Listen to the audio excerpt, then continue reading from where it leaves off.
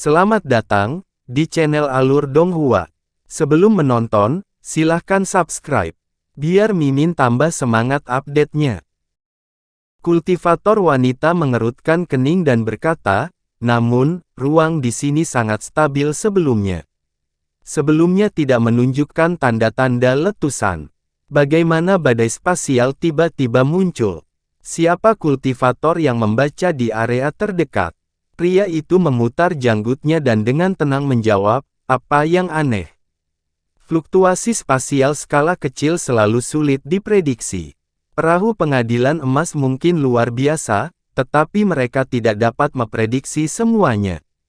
Adapun penguasa daerah tersebut, tanah tersebut baru-baru ini diakuisisi oleh seorang kultivator transformasi dewa. Dia pasti penjaga biru tua.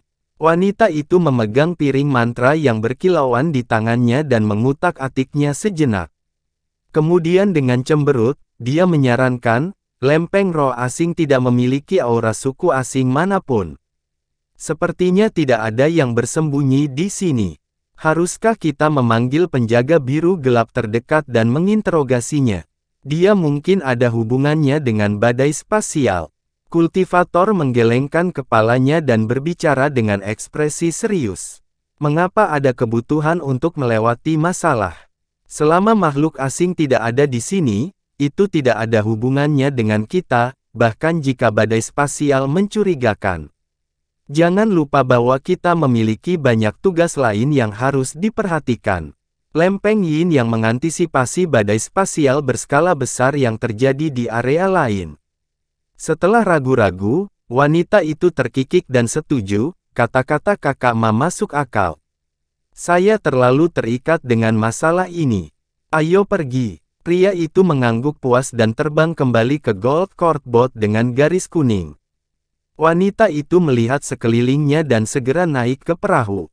Sesaat kemudian, perahu pengadilan emas kabur dan menghilang. Formasi teleportasi cahaya muncul sebentar di bawahnya sebelum berhamburan. Demi kehati-hatian, Han Li segera menyegel tempat tinggal guanya setelah kembali dan untuk sementara menghentikan pemantauan semua myriad Dragon Bats miliknya untuk menghindari ahli manapun untuk melihatnya. Setelah itu, dia langsung menuju ke kamarnya yang terpencil dan mulai meneliti tulang tangan yang baru diperolehnya. Meskipun tangan tulang itu aneh seolah telah disempurnakan dengan metode yang belum pernah dia lihat sebelumnya, Han Li tidak terlalu memperhatikan hal itu. Dia meludahkan pedang emas yang panjangnya beberapa inci. Pedang kecil itu bergetar dan petir keemasan dengan cepat melingkari tulang tangan itu. Jempol tangan itu kemudian terbelah menjadi dua. Lencana batu giok sepanjang 1 inci muncul darinya dan bergetar sebelum terbang. Han Li sudah mengantisipasi ini dan dengan mudah meraih udara, mengaktifkan batasan tak terlihat dan dengan kuat menjebaknya di genggamannya. Dengan lencana giok putih murni di tangannya, dia mulai memeriksanya dengan mata biru yang berkedip-kedip. Ada karakter rune perak di lencana giok yang mengingatkannya saat pertama kali melakukan kontak dengan jalur penyempurnaan alat. Itu berisi pengetahuan yang merusak sebagian besar dari apa yang dia pahami tentang penyempurnaan alat dan itu sangat menarik minatnya. Namun, rune perak sangat berbeda dari naskah kuno biasa. Jika bukan karena rajin mempelajari setengah halaman, dia tidak akan bisa memahami apapun tentang rune roh yang sebenarnya. Han Li segera memasuki ruang pengasingan dengan halaman luar buku giok dan menghabiskan 3 hari mempelajarinya sebelum mendapatkan pemahaman umum tentangnya. Selain pengantar yang rumit untuk teknik penyempurnaan alat, konten utamanya merinci teknik dengan nama mantra penyempurnaan 100 meridian. Teknik ini menggunakan meridian, daging, dan tulang seseorang sebagai dasar, menyempurnakannya menjadi harta sihir yang berbeda dengan kemampuan yang tak terbayangkan. Karena teknik penyempurnaan alat yang dia baca dari setengah halaman, dia akan percaya apa yang dia baca tidak masuk akal. Selain itu, bagian tentang penyempurnaan alat sebelum bagian tersebut memberinya kilasan wawasan baru, membuatnya lebih percaya diri dalam teknik ini. Selain itu, Dari tangan tulang yang berhasil dia peroleh, jelas bahwa itu adalah hasil dari teknik ini. Bagaimana lagi tangan tulang bisa lolos dari badai spasial dengan sendirinya? Menurut apa yang dikatakan buku Batu Giok, mereka yang mengembangkan kemampuan ini akan dapat menempat tubuh mereka menjadi harta sekaligus, atau perlahan-lahan dapat mengembangkan kemampuan itu sedikit demi sedikit. Tetapi terlepas dari metodenya, produk akhir akan membuat tubuh seseorang sepenuhnya dihaluskan menjadi tubuh Vajra Buddha yang kebal.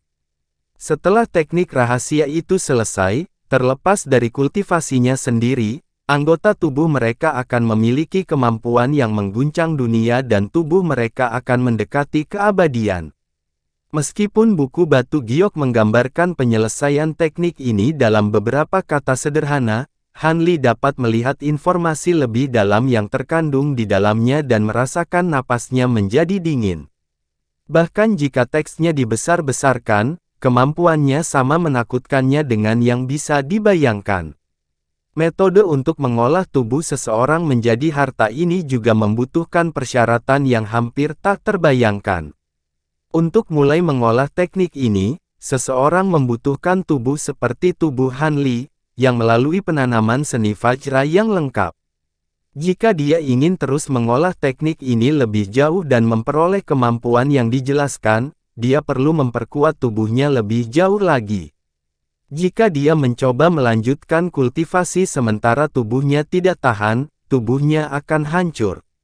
Lagi pula, memurnikan tubuh seseorang menjadi harta adalah hal aneh yang berbatasan dengan ajaran sesat. Saat dia membelai liontin Batu Giok, dia menghabiskan waktu lama untuk berpikir. Han Li menghela nafas dan bergumam, sepertinya aku tidak perlu mencari teknik lain. Saya harus memilih teknik kultivasi ganda. Dengan munculnya mantra penyempurnaan 100 meridian, itu akan mendorong tubuhnya hingga batasnya.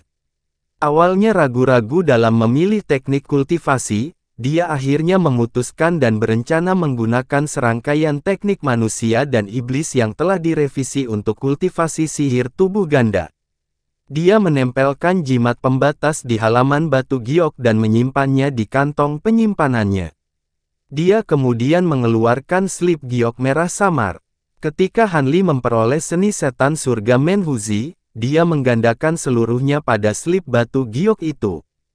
Setelah meninggalkannya begitu lama, dia hampir melupakannya. Karena teknik ini dibagi menjadi 3 bagian dan semuanya unik, aku mungkin juga menyebutnya Provenance True Devil Arts. Saat Han Li menyapu indera spiritualnya melewati slip giok, dia dengan lembut bergumam dan memukul slip giok di dahinya dan dia menutup matanya, dengan sungguh-sungguh memahami tekniknya. Terakhir kali dia berada di pagoda batu kota Deep Heaven, dia sudah mencoba mengolah busur setan ini secara perlahan, tetapi tanpa bantuan pil obat, dia tidak memperoleh banyak hasil. Pada bulan-bulan berikutnya, Han Li menghabiskan sebagian besar waktunya di kamar terpencilnya. Dia memang membutuhkan waktu untuk merawat obat-obatan rohnya dan mulai menyempurnakan Clear Jade Pills. Pil itu memang untuk tahap transformasi dewa. Setelah menggunakan obat roh dalam jumlah yang mencengangkan dan banyak percobaan, dia hanya mampu menghasilkan 3 botol. Han Li tidak terlalu mempermasalahkan hasil ini. Dia akan mendapatkan lebih banyak keterampilan dengan menyempurnakannya lebih banyak. Dengan waktu yang cukup, tingkat keberhasilannya akan meningkat. Jumlah obat yang dia sempurnakan akan cukup untuk dia kembangkan. Tentu saja, saat dia mengolah seni iblis Heaven Bearing, dia juga akan menemukan waktu untuk memahami mantra penyempurnaan 100 meridian. Dengan demikian, waktu istirahatnya diakhiri dalam sekejap mata. Selama ini, tidak ada orang lain yang mengganggunya. Tampaknya tanpa manfaat apapun, para eksentrik tempering spasial itu tidak punya alasan untuk membuang-buang waktu untuknya. Han Li puas dengan hasil ini. Dengan masa istirahat setengah tahun hampir selesai, garis biru keluar dari racun yang indah dan berputar di udara sebelum kembali ke kota Deep Heaven. Dia harus mengambil bagian dari tugas patroli selama 3 bulan sebelum dia dapat kembali ke kediaman guanya dan melanjutkan kultivasi. 3 bulan kemudian, Hanli kembali tanpa insiden. Dia segera kembali ke kediaman guanya dan memulai pengasingan sekali lagi. Dengan kultivasi setengah tahun, dia muncul sekali lagi. Waktu perlahan berlalu dengan cara ini, dan akhirnya 60 tahun berlalu dengan kabur. Jumlah waktu ini tidak berarti banyak bagi seorang kultivator, tetapi kali ini, ada arus tersembunyi yang mengalir melalui alam roh. Eselon yang lebih tinggi dari berbagai klan sering berkumpul bersama dalam diskusi. Klan-klan ini biasanya mendapat informasi yang baik dan dapat memprediksi kapan sesuatu bencana akan terjadi, tetapi mereka tetap merasa khawatir ketika mereka mulai melakukan pengamanan. Sebagai area paling depan untuk ras manusia dan iblis, kota Deep Haven dapat merasakan perubahan yang aneh. Paling tidak, para penjaga yang berpatroli di luar juga bisa merasakan peluang besar ini. Suatu hari, mengambang di atas rawa, satu regu kultivator perlahan terbang ke depan. Seorang lelaki tua dengan janggut pendek mengenakan baju besi biru terbang di antara mereka, memimpin kelompok 10 kultivator lapis baja hitam. Jadilah orang tua atau penjaga lapis baja hitam, mereka semua memasang ekspresi berat. Dengan lempeng roh asing di tangan, mereka terus melihat sekeliling. Pasukan tidak melihat apa-apa setelah terbang dengan hati-hati selama 2 jam, tetapi kemudian salah satu pelat penjaga mulai berdengung. Meskipun suaranya lembut, semua orang langsung melihatnya dengan kaget. Seorang pria besar dengan ekspresi ganas melihat cahaya putih yang menyinari lempeng roh asing berteriak, "Kami telah menemukan makhluk asing lain. Ini terlalu sering terjadi. Trik apa yang mereka lakukan? Apakah mata-mata mereka tidak takut mati untuk datang ke perbatasan kita? 2 anggota kami sudah mati dalam pertempuran terakhir." Seorang wanita parubaya pendek dan dengan dingin berkata, "Kami masih lebih baik. Saya mendengar bahwa setengah tahun yang lalu regu keempat bertemu dengan makhluk dari suku Gua Berongga. Akibatnya, kebanyakan dari mereka tewas, termasuk kapten mereka." Pria tua berbaju biru itu mengerutkan kening dan memerintahkan, "Karena pelat suku asing sudah terdengar khawatir, kita perlu menyelidiki atau kita akan dihukum saat kita kembali. Kebanyakan makhluk asing tidak terlalu kuat. Selama kita berhati-hati, kita seharusnya bisa mengurusnya dengan lancar." Sejak Kapten Transformasi Dewa mereka berbicara, anggota regu lainnya tetap diam. Setelah itu, lelaki tua itu mengucapkan serangkaian perintah dan pasukan segera dibagi menjadi beberapa kelompok kecil sebelum menuju ke arah yang ditunjukkan oleh lempeng roh asing. Pasukan mengubah arah dan terbang puluhan kilometer. Mereka menemukan tumpukan batu dan racun ungu yang tampak mengelilingi rawa. Pria tua itu memandang lempeng roh asing di tangannya dan mengangguk. Kemudian dia melambaikan tangannya dan memerintahkan, "Tampaknya ada di sana. Kita tidak bisa membiarkannya lolos." Para penjaga berbaju besi hitam mengeluarkan harta untuk mempertahankan diri dan melepaskan indera spiritual mereka di bawah. Setelah beberapa waktu, para penjaga ekspresi samar-samar berubah. Mereka sangat dekat tetapi indera spiritual kita masih tidak dapat menemukan mereka. Sepertinya kita hanya bisa mencarinya secara langsung. Pria tua itu menarik napas dalam-dalam dan memanggil pria parubaya dengan mata sipit, "Rekan Taoiskin. Jangan khawatir, ketua pasukan.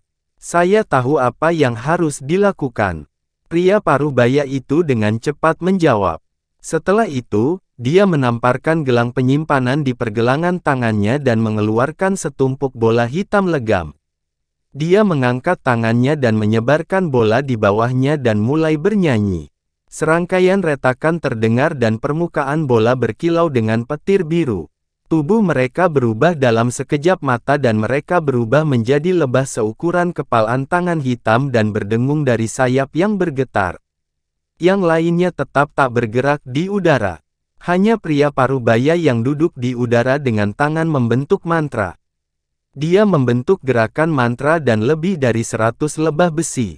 Tampaknya para penjaga yang berpatroli mengambil pelajaran dari para pendahulu mereka dan tidak terburu-buru jatuh ke tanah di mana mereka akan berselisih dengan suku asing dalam situasi yang berantakan. Jika tidak, dengan trik aneh yang tidak dapat dihalangi dari makhluk asing, mereka bisa mati dalam kehancuran bersama. Akan lebih baik untuk mengontrol beberapa boneka untuk diselidiki. Setelah lebah besi dilepaskan, pelat roh asing bergetar dan mengeluarkan jeritan bernada tinggi. Beberapa piring bahkan meledak dengan cahaya yang menyilaukan, sangat mengejutkan mereka. Pria besar yang ganas itu melihat ke pelat mantra di tangannya dan berteriak, "Buruk, makhluk asing itu ada di dekat kita. Itu sudah memasuki jarak 100 meter kita." Yang lain melihat pelat mantra mereka dan menjadi gempar saat melihat sekeliling dengan mata terbelalak. Dalam jarak 300 meter dari mereka, di atas dan di bawah, mereka tidak menemukan apapun. Semuanya, cepat singkirkan penyembunyiannya. Ini akan berakhir jika mendekati kita. Pria tua itu berteriak keras, meninggalkan dering samar di telinga bawahannya. Dia kemudian membalik tangannya dan menghasilkan cermin tembaga. Pria tua itu melemparkan cermin tembaga ke atas kepalanya dan tiba-tiba, itu berbentuk bulan yang cerah. Cahaya melintas dari permukaannya dan sinar biru seukuran mangkuk ditembakkan. Itu berputar di sekitar dan menyebar ke segala arah. Yang lain mulai melepaskan harta mereka sendiri untuk memecahkan persembunyian makhluk asing itu, tetapi cahaya itu tidak menemukan apapun. Namun, jeritan menusuk dari pelat roh asing semakin tajam. Jelas sudah dekat. Pada saat itu, para penjaga mengungkapkan kepanikan dan lelaki tua itu merasa wajahnya pucat. Situasi ini tidak diragukan lagi karena makhluk asing adalah pengintai dari suku asing yang tidak boleh diprovokasi. Tidak berpikir untuk melarikan diri, tetapi malah berpikir untuk membunuh mereka. Lelaki tua itu berteriak, "Cepat keluarkan formasi cahaya elemental spirit. Perlindungan umum tidak akan melindungi kita." Setelah itu, dia tidak lagi memperhatikan cermin di atas tangannya. Dia membalik tangannya dan memanggil token perintah merah. Dia melemparkannya ke udara dan berubah menjadi bola lampu merah yang berkedip-kedip.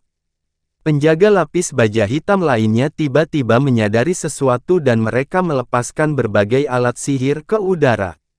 Tetapi pada saat itu, alat ajaib itu melambat. Bang! 3 lempeng roh asing secara bersamaan meletus.